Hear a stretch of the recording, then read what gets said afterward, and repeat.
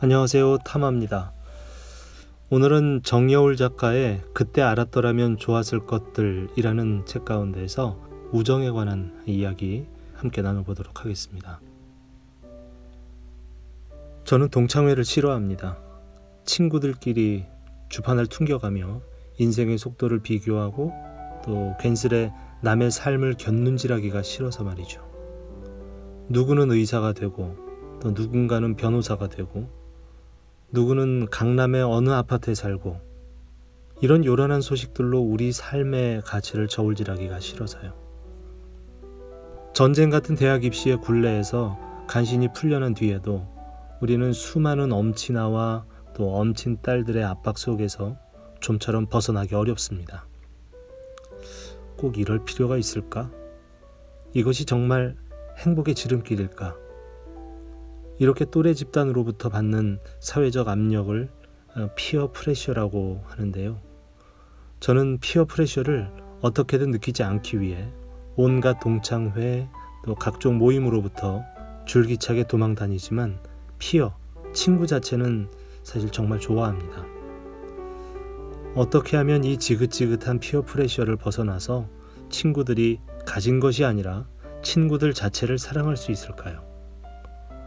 정말 대학생이 되면 진정한 친구를 사귀기 어려운 것일까요? 더 나은 스펙, 더 나은 삶을 준비하느라 바빠서 또 진정한 친구를 사귈 여유가 없는 것일까요? 제가 20대에 느낀 첫 번째 갈등은 바로 그 지점이었습니다. 세상의 속도를 따라가느라 제 삶의 고유한 속도를 지킬 수 없을까 봐 말이죠. 그렇게 세상의 속도를 동경하다가 진정한 친구를 찾을 수 없을까 봐서 말이죠. 저는 본능적으로 예감했습니다. 모두들 모이기만 하면 누가 누구를 좋아한다, 또 누가 누구를 짝사랑하는데 한쪽은 꿈쩍도 안 한다, 이런 이야기에 열을 올리지만 사실 변덕이 죽 끓듯 하루가 다르게 변하는 사랑 이야기보다 중요한 것은 그 사랑의 천태만상을 함께 이야기하고 있는 친구들 그 자체라는 것을 말이죠. 사랑이 떠나도 또 사랑이 변해도 남는 것은 친구들이라는 사실을요. 저는 20대에 가장 중요한 것은 스펙도 연애도 어학연수도 아닌 친구라고 믿고 있습니다. 누가 대학 가면 진정한 친구를 찾기 어렵다고 처음 이야기를 했을까요? 천만의 말씀입니다. 저는 대학교 때, 그것도 대학교 4학년 때 겨우 친해진 법과 지금까지 매주 만나고 있고요.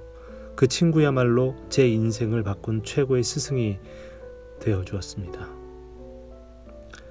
나의 베스트 프렌드 K는 편들지 않는 우정의 힘을 보여준 아주 멋진 친구입니다. 사실 친구의 존재는 저 사람은 내 편이구나 라는 느낌이 들 때 증명이 되곤 하는데요. 제가 어디서 억울한 일을 당하고 왔을 때도 제 말을 차분히 들어주는 사람만 있다면 금방 응어리가 풀리기 마련이죠. 하지만 이 친구 K는 10년 넘게 만나면서도 한 번도 제대로 제 편을 들어주지 않아서 사실은 좀 얄미울 때도 있었습니다. 그런데 이 친구의 어법은 매우 독특했습니다.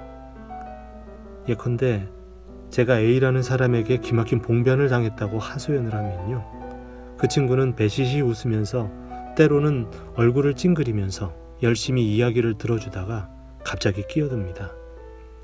그래서 그 사람은 어떤 사람인데? 그 사람 취향이 혹시 이런 거야? 그 사람 성향은 이렇니? 이런 식으로 제 이야기가 아니라 A의 이야기, 그러니까 제 적들의 이야기에 더욱 커다란 관심을 기울이는 것입니다. 저는 빨리 제 편을 들어주었으면 좋겠는데 그 친구는 제 적들의 편에 서서 이야기를 듣고 있는 것이었습니다. 친구는 무조건 내 편이라고 믿어왔던 저의 인식이 와르르 무너지는 순간이었습니다. 그런데 이 친구의 쌀쌀맞은 멘토링에는 묘한 중독성이 있었습니다. 내 편, 내 감정을 심화시키는 것을 가로막고 잠시 저 사람의 편이 되어서 생각할 수 있는 기회를 주는 것이었습니다. 나에게 적대적인 감정을 가지게 만드는 그 사람의 편에서 생각을 해보면 나는 어떤 사람으로 비춰질까? 혹시 나도 모르게 그 사람에게 나에 대한 적대감을 품도록 부추긴 것은 아닐까? 나의 존재 자체가 그 사람을 불편하게 한 것은 아닐까? 이런 생각을 하게 만들었던 겁니다. 저로서는 매우 새로운 경험이었습니다. 물론 가슴이 아팠죠. 아니, 왜 얘는 내 편을 들어주지 않는 거야? 안 그래도 서러운 제 가슴에는 야속감까지 더해져서 더욱 기분이 나빠질 때가 한두 번이 아니었습니다. 하지만 저는 열심히 제 편을 들고 K는 열심히 A의 편을 들다 보면 저도 모르게 저도 적도 아닌 제3자의 입장이 돼서 사건에 거리를 두고 바라보는 시선이 생기곤 했습니다. 사실 저는 친구란 취향이 비슷하고 입장도 비슷하고 감성의 사이클도 비슷한 사람이라고 믿어왔습니다. 그런데 이 친구는 모든 면에서 저와는 달랐습니다. 집안 분위기도 다르고 감정의 표현법도 다르고 심지어 남자를 보는 눈도 확연히 달랐습니다.